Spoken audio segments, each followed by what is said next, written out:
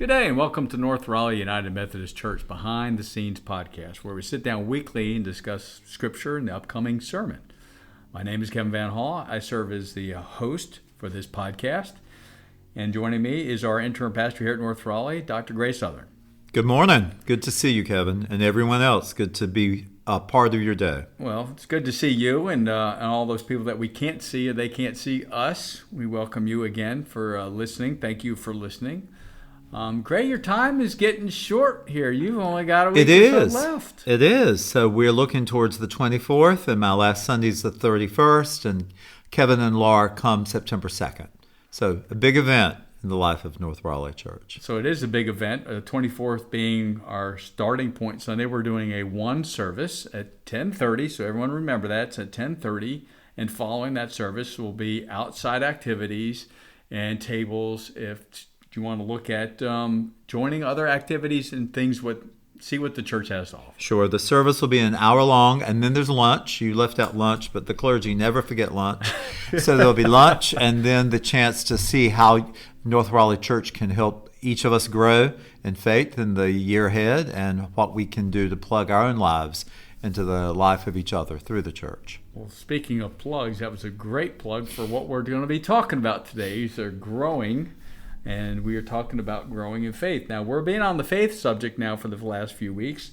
A couple weeks ago, we talked about faith and what it is, and then about faith and going forward. And now it's about growing our faith and growing as a person. True, right? Growing as a person, and how with each other we can grow forward toward God as God comes toward us, and we can grow stronger as a church. So, yeah, that's what Starting Point's about. So, going forward in the fall season, is the summer the end of the season for the church? And No. So in reality, there's sort of two lives of the church. There's the Christmas and Easter cycle that everyone gets excited and focuses on. And even though there's year-round school that impacts so many folks, plainly September's the time when folks' attention comes back to more of a routine. And so this is the starting point for the coming academic year, if you will, in terms of how September to May, the life of the church shapes us, and we help develop ourselves by becoming a part of something at North Raleigh.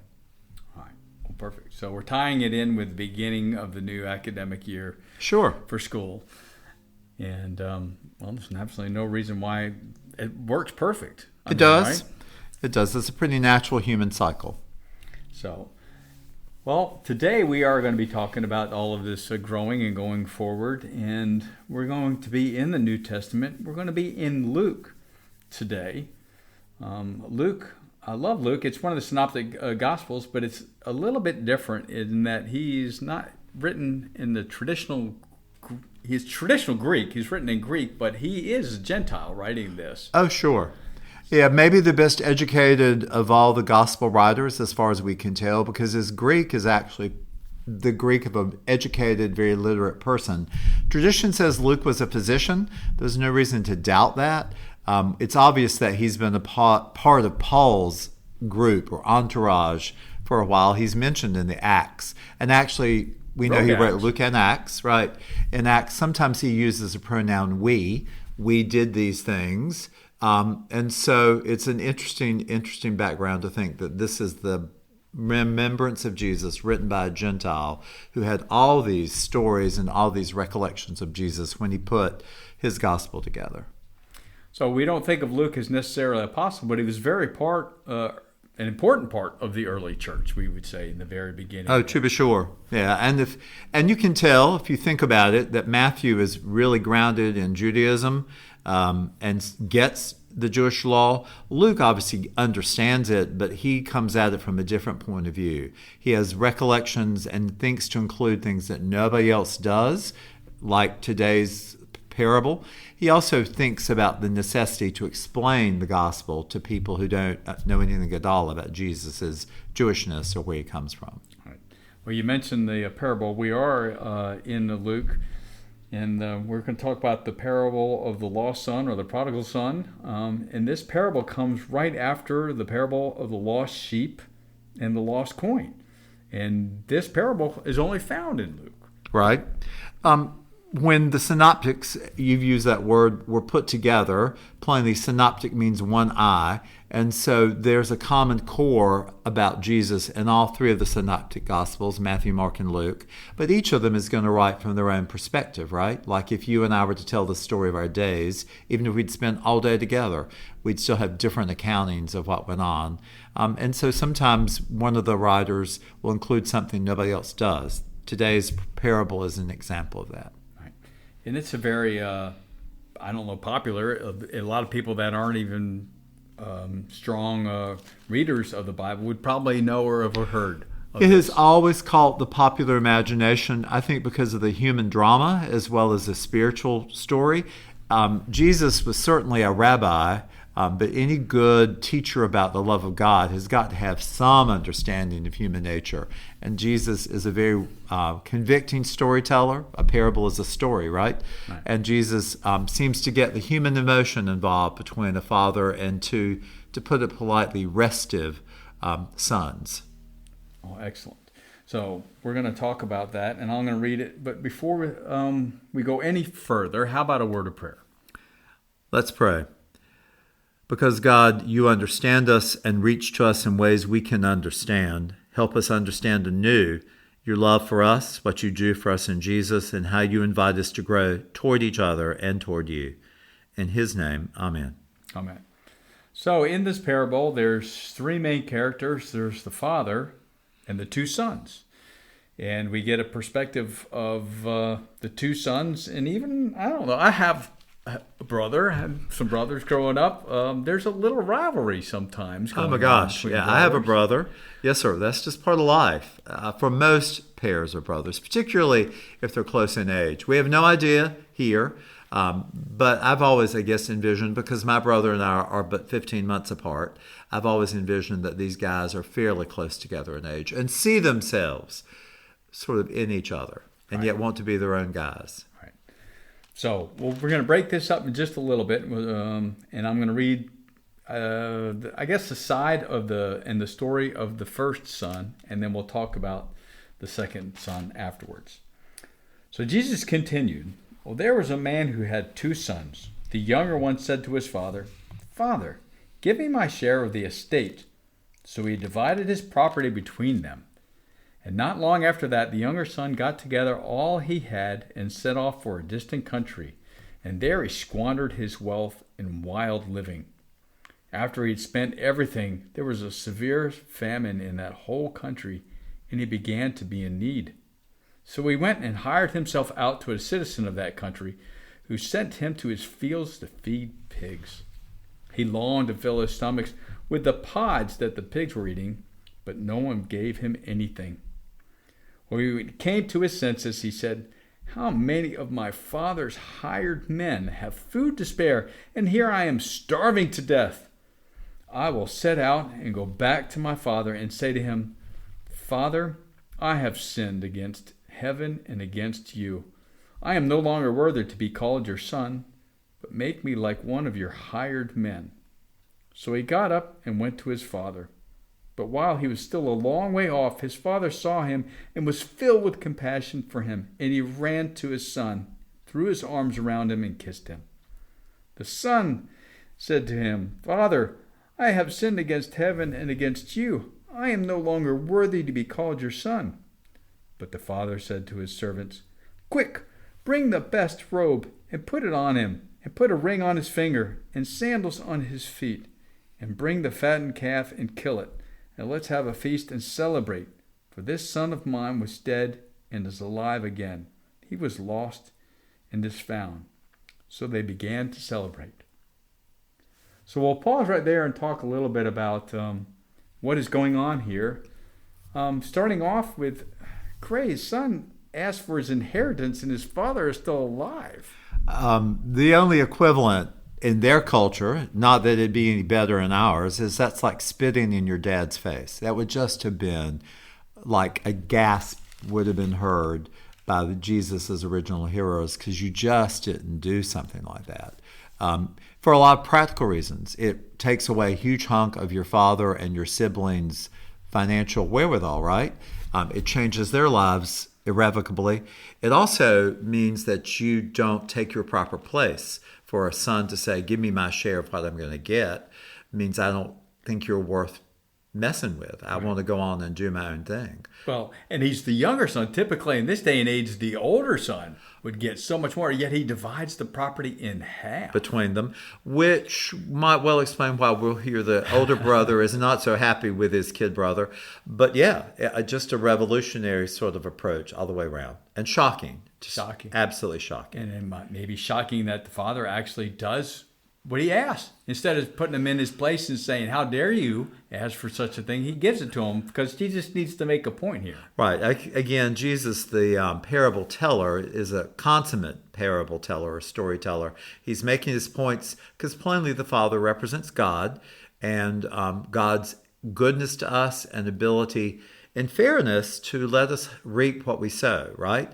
Because in this story, the Father doesn't say, well, you can have it, but you have to stay here under my control. He gives it to the Son freely, full well knowing you can't help but think that the Son is going to be wild enough to go off to do whatever he pleases. Right. And he goes off to a foreign country, so he basically leaves his father's kingdom area of protection and zone and goes out on his own and does a lot of wasteful, terrible things. Some translations simply say wild, some say dissolute living. And when he leaves his father's house and goes to a far country, it's obvious that he's not just leaving his family, he's leaving the faith. He feeds pigs. Jews didn't raise swine. They had no reason to because they didn't eat them. They thought of them as unclean. And so this guy has not just forsaken his dad and his father's family, he's forsaken everything he ever knew and was ever taught to call valuable or important. And he comes to his senses and realizes it. Right. Another great verse, it's sometimes translated came to his senses. I like the translations that say came to himself, like finally figures out something about who he really is. But yeah, came to his senses and decides he's going to go home, but is mindful that he's really blown it. He can't go home like, here comes the conquering hero. He's going to have to go home as, Dad, I've messed up. Yeah, admit fault. There's a big key there. Admit fault and literally beg for forgiveness. Right, and yet ask, because he plainly wants it. Be honest, as you've said, honest for what he wants, which is a place back in his father's house, albeit he doesn't think, because he knows he's worthy, not worthy, that he's going to get the place that he once held. The great point there. I was going to just say that he even comes back and asks just to be one of the hired hands, just a servant, because he's not worthy because of what his actions, what he's done. He literally would just rather he'd be better off just being a servant. Sure. Which is a statement both about the desperate need this younger son was in. It's also a statement about the goodness of the father, right? That the father takes care of even hired hands, and they have food to spare. And so it's a deftly done story technique that Jesus is making reference back to the Father, how good he is, which contrasts so sharply with how messed up this son is. So let's talk about the goodness of the Father. So he sees him off in the distance, and he's already filled with joy because he sees him coming back. He hasn't even had a chance to say, I'm sorry yet. Right. And the Father is already filled with compassion. That's my interpretation. Do you see it different? Yeah. I mean, No. That word there just says so much. Sure.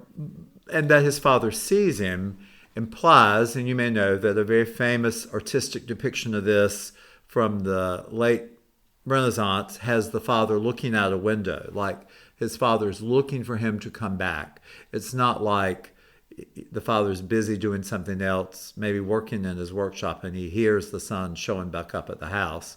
The father is looking for this guy to come back. He wants him to come back. That's where the father's heart is.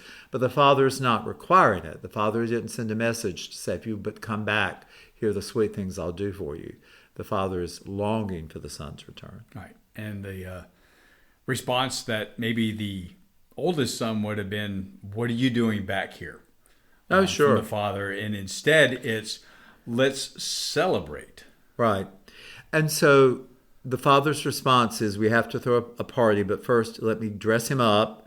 Let me give him some new shoes. And though it's easy for us to flash past it and not think about it, put a ring on his finger. Well, most likely, and in their tradition, the ring would have been what we call a signet ring, meaning it has like a family crest or a family initial, that this guy is restored and the father completely claims him and is more than willing to acknowledge that this is my child. Right. Doesn't even ask where he's been, what he's done. He's Right. just so happy that he has returned, and his exact words being dead, now alive again. Not just Right. he was gone and he has returned. There's a big significance there, and he was literally dead. Jesus talked about it all the time, and even in the Old Testament, dead in your sin. Your sin has killed you. Right. And Jesus is the way and the life of a way to live. Right. Well, just as a life of trust in God, a life of faith in God is giving life, a life that turns away from God. I'm not talking about death like physical death, but you die a long time before you croak. You can just be dead. That's spiritual death. Right. I think we all know folks who can be jovial about it or can be very sad about it, whose lives disconnected from God are actually, when you think about it, sort of sad, because they're doing the best they can, trying to take care of the folks they love, but they have no sense of bigger connection to life. They have no bigger connection to God. So he asked for not just a happiness or just a simple party or celebration, a huge party. Kill the fatted calf. Is Right. that a step up from just Of course it is. Let's have a goat here? Well, for them, just like for us, or people who husband animals, you might cull one out for yourself in your own household and gradually make sure it's fed well and fattened up for a feast or for the slaughter for use of your own family. So in this case, again, insult to injury to the older brother, perhaps. He's reclaimed without being asked to be reclaimed, and then the celebration is taking what they would have been stewarding for some big celebration for everybody. The son's return is the reason to go ahead and have the celebration now. Mind-blowing. Mind-blowing. So we can see how happy the father is, and we can start to understand why the oldest son would not be happy, would be quite upset. Might well be. The older brother has the chance to be glad that his brother has come back, or might well not be so happy. He's lost out at least 3 times that you can count. Some of what would be his inheritance, the whole idea that the other son comes back and gets reclaimed with no cost, it would appear at first. And then finally, of course, the big celebration, which takes away from the older brother yet one more time. Right. So we started talking about the older brother. So let's continue on then with the parable. So I'll be reading verses 25 through 31. Well, meanwhile, the older son was in the field. And when he came near the house, he heard music and dancing. So he called one of the servants and asked him what was going on. Your brother has come home, he replied, and your father has killed the fatted calf because he has him back safe and sound. The older brother became angry and refused to go in. So his father went out and pleaded with him. But he answered his father, Look, all these years I've been slaving for you and never disobeyed your orders. Yet you never gave me even a young goat so I could celebrate with my friends. But when this son of yours who has squandered your property with prostitutes comes home and you killed a fatted calf for him. My son, the father said, You are always with me and everything I have is yours. But we had to celebrate and be glad because this brother of yours was dead and is alive again. He was lost and is found. So we understand the older brother's anger. Can understand it. And he refuses to go in and celebrate with him. Yeah, but just like for the other brother, the father comes out. Both guys get treated the same. The father runs to the younger brother and comes out to the older brother. So the father shows the initiative in both cases about receiving the son back. and he pleads with him to please come back and Right. join the celebration. Right. So, But you also know that the older brother, for whatever reason, is very diligent, to put it positively, or something of a grind, to be more normal as the way we talk about it. He's out in the field. That means he's working, and he doesn't come back. They wouldn't have started this party without inviting everyone to come in. The older brother has chosen, in a way that cannot help but come across, at least to me, as self-righteous, has chosen to stay out in the field and not sharing any good time going on back at the house. well, there's obviously some jealousy going on there that the father keeps showing favor to the younger son no matter what he does. He's still... But the father says to the older brother, everything I've had has always been yours all along. Yeah, Right. Fascinating. So yes, he's trying to reason with him and trying to explain to him that it's nothing against you. Everything I have is yours. Right. You didn't lose your place in any way, but we have to celebrate because he was dead and he's alive. So is it like that when anybody ever returns or comes back to Well, God sure. that's left? And not to pick on your language, because it's the phrase I would have used, Kevin, but you said the father's trying to reason with the older brother. Yeah, he does offer logic to him, but he's really trying to explain his heart, because this is completely illogical. It's not the way we do things, right? You tell me that this kid cheated his father or mother out of money and ran away, and I'm going to go, gosh, the parents must be crushed and the siblings angry, and then that person shows back up and gets embraced. There's no logic to that. That's a matter of your heart. That's a matter of how it feels. And so the father is doing what he can do. He's explaining himself to the older brother. The implicit lesson, all that I have is yours, also applies to his brother. And all that I have is his. I want you both to understand how much I love you. A lot of people, and one of my favorite teachers from long ago is often given to pointing out that we say this is the story of the prodigal or the lost son. Maybe it's the story of the prodigals or the lost sons, that both sons aren't completely aware of the depth of their father's love, and they both have to come to understand it. One is more willing because he's blown it so badly. The second one, the older one, has to come to that point of what you called confession a while ago, right? Has to come to confess his own need first. Right. So often we get hung up in the story of the two brothers, but it's really a story of the father's love, right, and his forgiveness of his son's sins. Right. His willingness to embrace them, I'd say. I think the father in this story is beyond forgiveness, meaning, yeah, that's a piece of it, but he's not so concerned about forgiveness as he is about embracing and having both boys know his heart. It's much more about the father's instigation than it is any other gift, instigation to restore the relationship. Right. We'd call that grace. There's no accident that Wesley said, this was one of John Wesley, the Methodist organizer's favorite parables, and he said, if you knew no other part of the Gospel of Luke, you should know this story. Well, he plainly thought his preachers ought to know the rest of Luke, but much more so than the birth story, much more so than any other story, he said you should know this story, and that this revealed, as Wesley said, this reveals the very heart of God. Right. Well, the oldest son is angry because he's thinking of material things in this world, of the property and the fatted calf celebration and things like Right. that. When the father's trying to, or if you could try to see this, that there's love, there's nothing but abundant love for both, for everyone. Right. There's plenty. There's not a measure. It's not like the oldest son is going to lose anything that can be given to the younger son there. Right.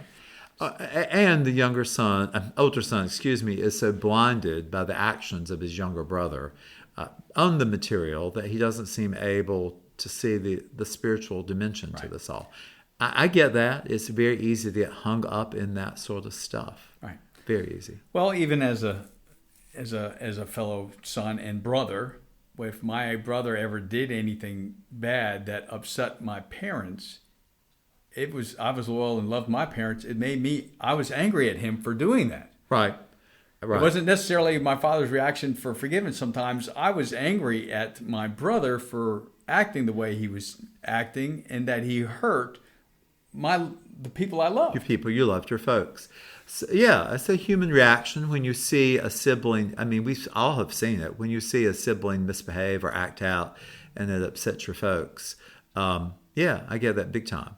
When my brother was in college, he went out to a party, and so he didn't answer the phone until like 7 or 8 the next morning. And that was back before cell phones, so all my folks had was a number to call. My dad was pretty pragmatic, and so I said, well, he's out, he'll call tomorrow. My mom was worried, and I can still remember, again, only 15 months older, but I can still remember going, good grief, just tell him where you're going to go in advance. You don't have to tell him how long you're going to stay out.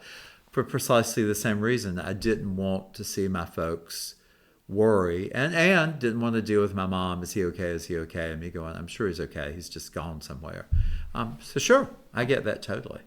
So how are we going to put this in context with today's lesson of going forward in our faith? So a bunch of lessons, a bunch of ways. There's the lesson that God reaches out to all of us and asks us to come to better understand him and to come to be able to receive that love. So the younger son, in a weird way, has an easier job because he can say, well, I blew it in the following ways.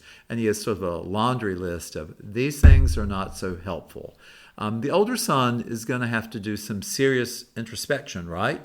The younger son has got some ready-made list of things to do or not do. The older son is going to have to look at himself. They both are invited to grow. They both are called to come toward God. They just have different work to do. Different folks, different strokes, we'd say today. Right. Well, the younger son is more obvious or evident to him of what he's gone and done, and then he gets accepted back, and he can feel that love and acceptance back.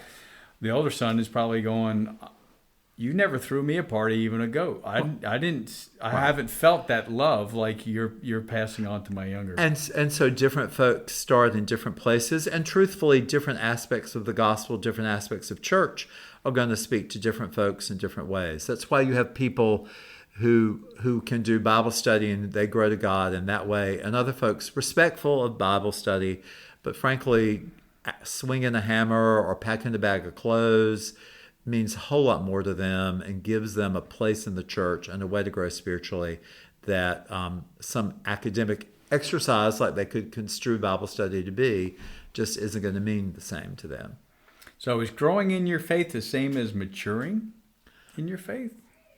Yes, if you if you define maturing as a pretty wide spectrum, we don't think about. So my grandchild is 16 months old now almost, and she's maturing.